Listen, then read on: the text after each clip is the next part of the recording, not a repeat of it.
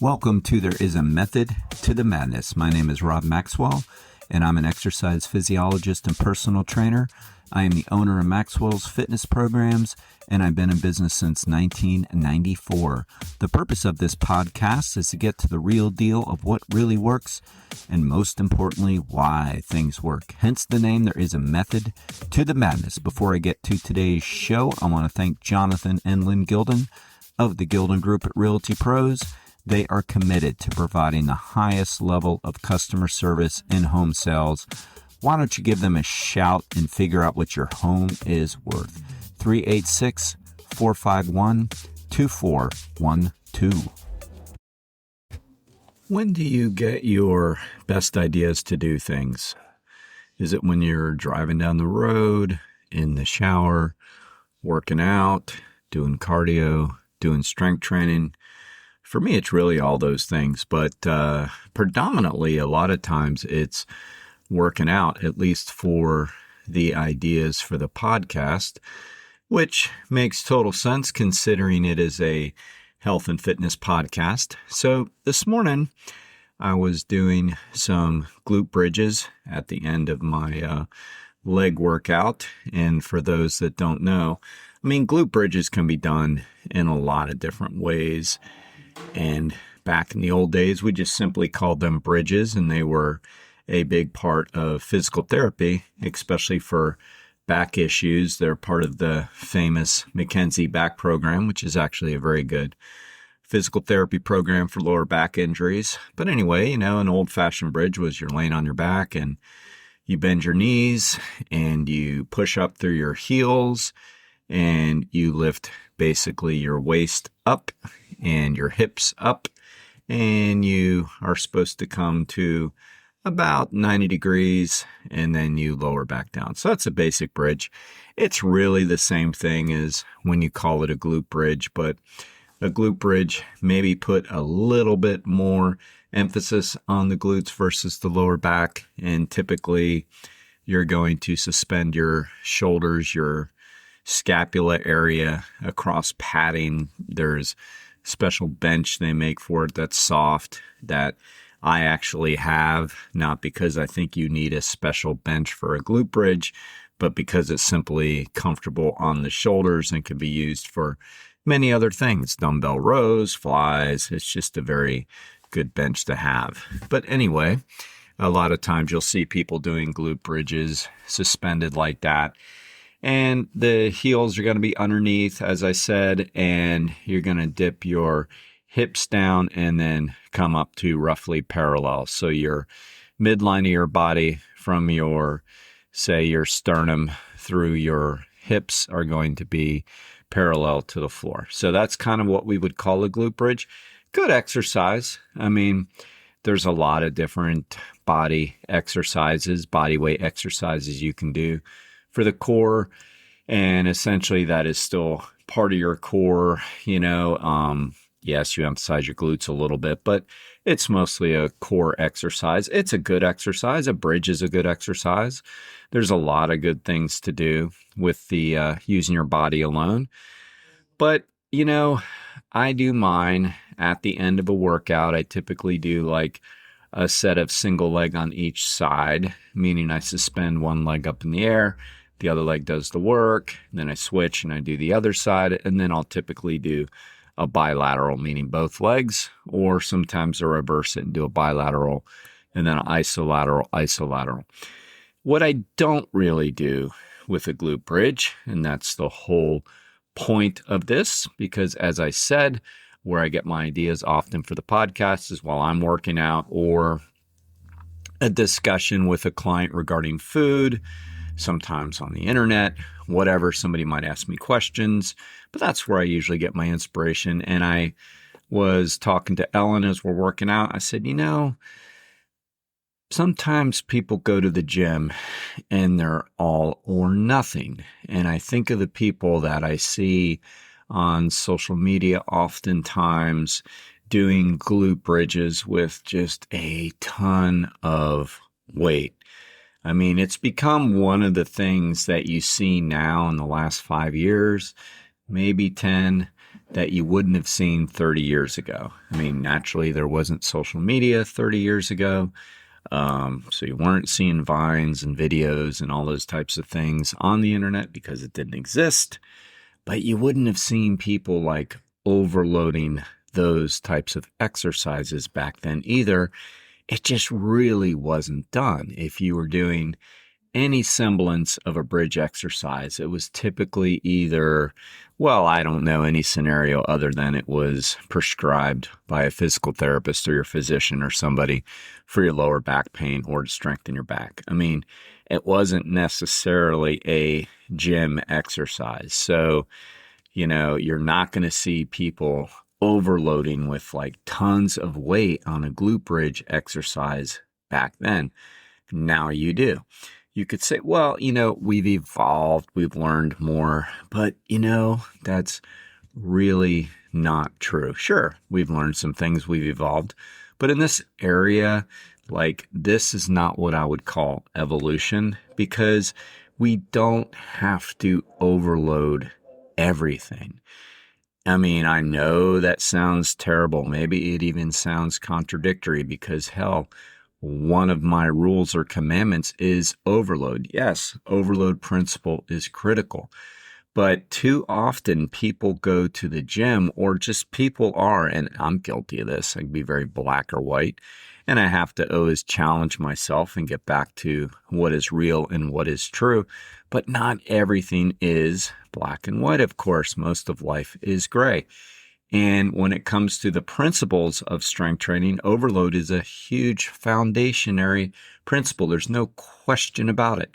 And for those that don't know, I'm just going to repeat it again. Overload, not again, but because I haven't said it today. I've said it in the past, but that's a false assumption to think that everybody's listening to every podcast like I'm just all that important or something. So that's not true.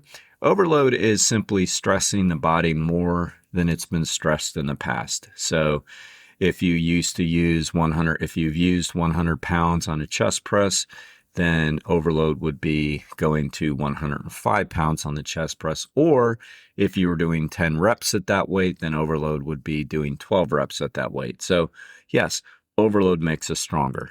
No doubt about it. Overload works. But again, I'm telling you as a physiologist, you don't have to overload everything. There are some exercises you just need to do. And I would put glute bridges in that category. So for those that don't know how people overload, there's a lot of different ways. Now there's a machine they make that sort of is a simulation of a glute bridge. I mean, that's fine and that's a little different. But when people are doing a traditional glute bridge off of a bench or the floor or some kind of gizmo, I've even seen people try to use, I laugh because it's like, what are you doing? But they'll try to use like the leg curl machine, the seated leg curl machine, kind of like I have, and they'll position the pads basically in the reverse position. So they'll move it up, they'll get underneath it, and they'll use that pad as sort of a way to push the weight up. It's like, what are you doing? Like if more people just like stuck to the basics and did as the machines were intended to do and did them on a regular basis, we'd be all in better shape as a country. But, I guess just human nature is, I don't know. That's something I'd actually be very interested. Does human nature need to be different from one another? I don't know. That'd be something to study. But at the same time, you're going to see things like that in the gym. And it's just, I don't know, kind of comical. Don't have to do it. I can tell you that as an expert. But what we do see a lot when people are trying to overload, and when I say we, I don't mean my gym because I'm not going to do that. But you'll see like bars, so typical 45 or 35 or 25 pound bars. Those are your typical standard weight bars. And, if you're doing a little bit of overload, that's probably okay, meaning using the bar and maybe a small weight on each side. But, I'll see videos of people doing like massive weight and bragging about it. Like I did glute bridge with 300 pounds, I'll be told. And I'm like, okay, there's not a powerlifting competition for this event. So I really don't know why people are doing that. And I'll see football players playing for pro or elite college teams doing the same thing. And I'm like, what are you doing? Or physique competitors, women especially, because the butt is a big part of physique competition. No doubt about it. And yes, glute bridges work the glutes, but you will see them using just a ton of weight that looks way too heavy to do it correctly. So look, ladies, gentlemen, whoever wants to train your glutes, I can promise you right now that if you're able, there is no better exercise than a Bulgarian split squat. That is going to work your glutes, and it's going to work it in a normal way, a way that your body is supposed to bend together, because I just don't know that we're supposed to like bridge the size of a bear off of us. Maybe we are, but I just don't think that that's that normal of a movement. And the problem is with it, you can say, well, what's the problem? Well, the problem is it's probably very unnecessary. But the bigger problem is you can get hurt. I mean, it's an awkward position, and typically you have to get a spotter to lift the bar up with a pad on the bar, unless you're, masochist and love steel going into your pelvic bones as you're doing the weight. Most people don't, so yeah, they make these pads now, and they put it over the bar, and it goes across your hips, and that's supposed to brace it a little bit, and it does from there.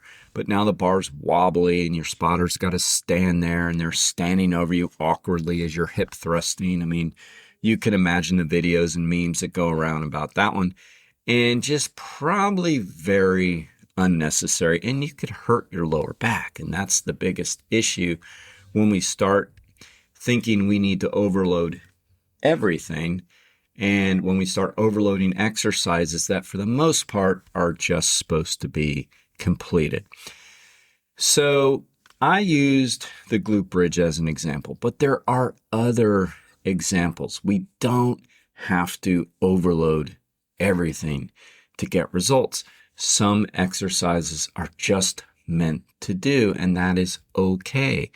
As a trainer, I don't overload everything I do with my clients. Like if it's towards the end of a workout, we've had a nice workout, we've done most of the muscles of the upper body and lower body and core, we're going to do some biceps, triceps at the end with some dumbbells. We don't need to overload. We just need to stimulate them. Let's do 20 reps with this and 20 reps with that. We don't have to overload everything. Areas that you need to get stronger, you're trying to get stronger, especially when you're in a weakened state, an atrophied state, we got to overload. It's a smart thing to do. Squats, we want to learn how to overload, chest press, pull downs, all those good things. But then there are exercises that, you simply got to do them and do them right. Check the boxes on them, I put crunches in that category. I mean, if you overloaded your crunches, where would I be at by now from the time I started doing crunches when I was, 19 years old? I mean, where would I be number-wise? Thousands? I'm really going to try to beat that every time I go?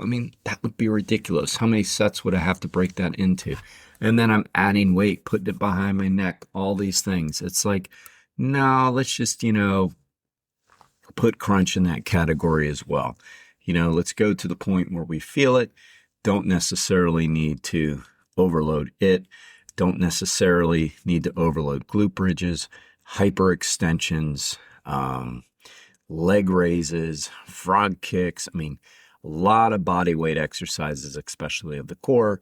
And then, of course, hopefully this, stretches as well. We don't always have to overload our stretches. We need to do it.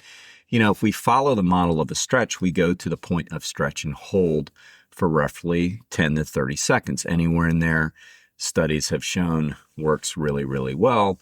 The physiology of it is because basically the muscle spindle relaxes after about 5 seconds or so, allows you to get a little stretch, hold it for a little bit, relax, release. Doing more and more and more is not going to increase the flexibility of the muscle. More frequency would. So coming back and doing it later in the day would be very effective and smart, but not doing more time and certainly not overloading with more tension where you tear a muscle. So some things we just need to understand stay nice and gray, not black, not white. Yes, overload is a great principle. No, we don't have to overload everything. When you go to the gym, I want you to have a nice balance of the things you should be trying to get stronger on, the things you're trying to maintain, and the things you simply need to do to have your effective workout. I have all of those things when I go to the gym. Today, my, make sure I get it done are the glute bridges. Other days it could be, it was planks as well. I'm not going to overload planks. I'm just not going to do it. I'm going to focus on every time I'm doing them, trying to stay very focused and alert to what's going on in my body for the 45 seconds or so that I'm doing it, but I'm not going to overload it. It is really silly. Don't even get me going on those world records for the plank offs and things. What are people doing? All right. Until next time, I want you to be max fit and I want you to be Maxwell. And I hope you're having a great beginning to 2026. All right. Thank you, everybody, for listening to today's show. I really appreciate it. I want to remind you to please hit automatic download. It really helps me and it helps the show.